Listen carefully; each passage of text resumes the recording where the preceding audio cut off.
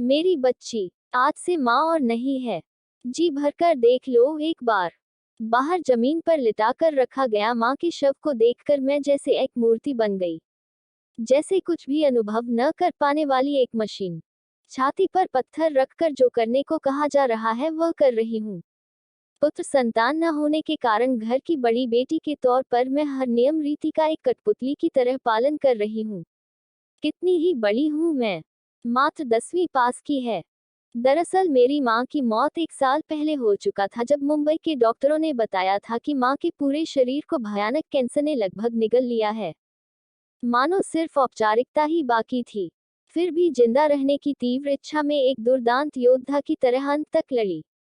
मुंबई जाते समय रिश्तेदारों ने मुझे और मेरी छोटी बहन को ले जाने के लिए मना किया था, पर माँ बोली, हम जो खाएंगे वही खाएगी, जो देखेंगे वही देखेगी, और सभी को मनाकर हमें भी साथ ले गई। ट्रीटमेंट के दौरान हम मुंबई के गलियों में घूमे और समुद्र में नहाए। सब कुछ यादें छोड़ माँ चली गई जिंदगी के इम्तिहान में हार कर। दरअसल हमें एक अनजान दुनिया से परिचय कराती हुई अपने कष्टों से मुक्त हुई थी। माँ बिन एक एक दिन मेरी छोटी बहन, मैं और पापा बहुत तकलीफ में गुजार रहे थे। कोई किसी से नजर मिलाने की साहस नहीं जुटा पा रहे थे। सुबह जागने से लेकर रात को सोने तक माँ पर निर्भर करने वाले 3 प्राणी जी रहे हैं, क्योंकि जिंदा रहना है। सुख नामक चीज को हम माँ के साथ खोकर जीवित है। माँ की बड़ी सी तस्वीर के सामने हंसते हुए बात करती हुई मैं अंत में रो पड़ी थी। दिन गुजर रहे थे। सच को स्वीकार करना सीखा ही था कि धीरे धीरे रिश्तेदारों से पता चला पापा दूसरी शादी करने जा रहे हैं।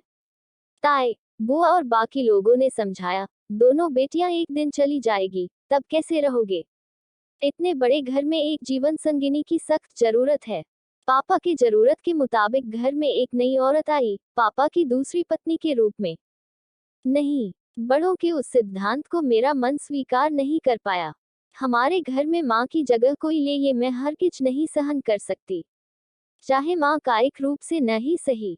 ऐसा लगा जैसे माँ के साथ साथ हमने पापा को भी खो दिया।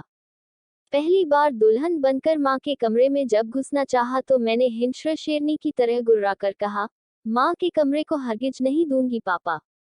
वो हमारा कमरा है, तुम्हारे लिए तो अलग से कमरे है। पापा ने कहा, फिर भी नहीं देंगे। मेरा स्पष्ट उत्तर। बात आगे नहीं बढ़ाई गई। गेस्ट रूम में दुल्हन की लाई हुई सामान के साथ पापा का कमरा अलग हुआ। पापा के ऊपर रोष के साथ माँ की तस्वीर से पूछती हूँ, तुम्हारी जगह अगर पापा गुजर जाते तो क्या तुम भी किसी और से शादी कर लेती माँ? बिना उत्तर के ढेर सारे प्रश्न, सही गलत बहुत सारे अभियोग और अभिमान के साथ छोटी बहन को ही मेरा सब कुछ समझकर दिन गुजारने लगी। 12वीं में हर विषय पर 80% अंक लेकर उत्तीर्ण होने के बावजूद किसी एंट्रेंस एग्जाम के लिए नहीं बैठी। बहन को छोड़ हॉस्टल में रहना न पड़े इसलिए पास के एक कॉलेज में पढ़ाई की। पापा ने नई औरत को माँ बोलने के लिए कहा। क्यों बुलाऊं माँ? क्या माँ है वह हमारी? आपके कुछ लगते होंगे, हमारे कुछ नहीं लगते कहकर चिल्ला उठी। मजबूरन कभी कभार आंटी बुलाती हूँ। वह निराश नहीं होती, हमें हमारी तरह रहने देती है। कभी सुबह हमें जगाते हुए गुड मॉर्निंग कहकर पूछती, एक कप ग्रीन टी लोगी? कोई जरूरत नहीं, हम वो सब नहीं पीते हैं। मुझे देखकर मेरी छोटी बहन भी बहुत तीखे स्वर में उनसे बात करने लगी। कभी कॉलेज से लौटकर अगर पापा को चंपी करते हुए देखती हूँ तो दरवाजे को जोर से बंद करके अपना गुस्सा जाहिर करती हूँ। हमने उस औरत को बिल्कुल सहज तरीके से स्वीकार नहीं किया है। पापा के निर्णय से हम नाखुश हैं, इसे हर कदम पर जाहिर करते रहे। जब मैंने बीएससी पास किया तब बहन ने भी 12वीं पास की। दोनों दिल्ली में पढ़ेंगे कहकर एक प्रकार पापा से घोषणा सा कर दिया।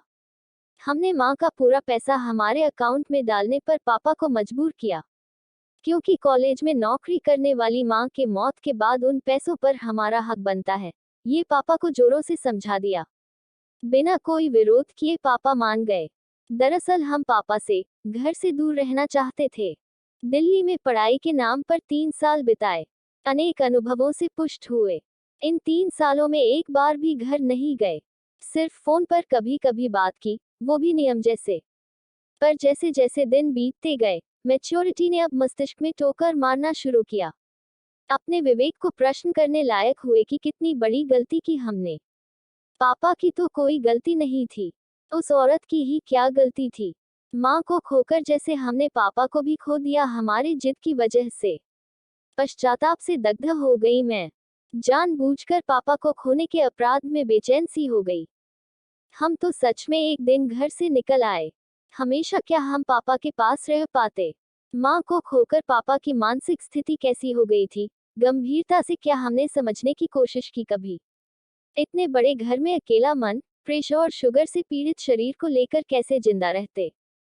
पापा के सिद्धांत बिल्कुल सही थे। एक उम्र में जीवन साथी का होना जरूरी है। पापा से माफी मांगने की इच्छा अति तीव्र हो गई। जल्दी हम घर आ रहे हैं सुनकर पापा बहुत खुश हुए। समय पर हम घर पहुंचे। अपने घर में हमारे अपने बेचैनी से हमारा इंतजार कर रहे थे। कहा, इन 3 सालों में उस औरत ने अपने तरीके से घर को कहीं नहीं सजाया है, बल्कि हमारे कमरे में घुसकर दंग रह गए। हमारी सारी चीजें सुंदर से बचा कर रखा हुआ है। माँ पापा के साथ हमारी तस्वीरों से कमरे को ताज़ा करके रखा है। पल भर में कुछ एक खूबसूरत सा एहसास मन को छू गई। पापा की नई पत्नी हर दिन हर पल हमारा खबर रखते हैं। सुना है पापा के मन को खुश रखने और हमें समझने हरदम हमारी चर्चा करते। पापा के चेहरे की ओर देखकर चौंक गई। कैसे पापा क्या हो गए? इसका मतलब हमारे बिना पापा भी खुश नहीं है। धीरे धीरे घर अच्छा लगने लगा। पापा में भी बहुत परिवर्तन हुआ। खुश रहने लगे हैं। आंटी के साथ भी सब कुछ शेयर करके नजदीकी बढ़ाई। मेरे बॉयफ्रेंड के बारे में जब जिक्र किया तो दूसरे जाति के जानकर पापा पहले थोड़ा हिचकिचाए, पर आंटी ने मेरी पक्ष ली। लड़का अगर अच्छा हो तो कैसा जाति कैसा वर्ण, उसकी पसंद है तो जरूर अच्छा होगा। उनकी खुशी में ही हमारी खुशी होनी चाहिए। शायद मेरी माँ भी पापा को इसी तरह समझाती। श्रद्धा, प्यार और आवेग में धीरे धीरे आंटी दिल की गहराइयों में चली गई। फिर घर वापस आने का भरोसा दिलाकर कुछ काम निपटाने फिर से दिल्ली जाना पड़ा। आते समय पापा की भरी आंखों के विपरीत आंटी सिसक उठी। इस बार छोटी बहन को भी कुछ कहना नहीं पड़ा। दोनों बहनें भागकर आए और उस प्यारी औरत से लिपट कर कहा, आंटी क्या हम आपको माँ बुला सकते हैं? उम्मीद है कहानी आपको अच्छी लगी। ऐसी ही बेहतरीन कहानियों के लिए कृपया मेरे चैनल को सब्सक्राइब करें। धन्यवाद।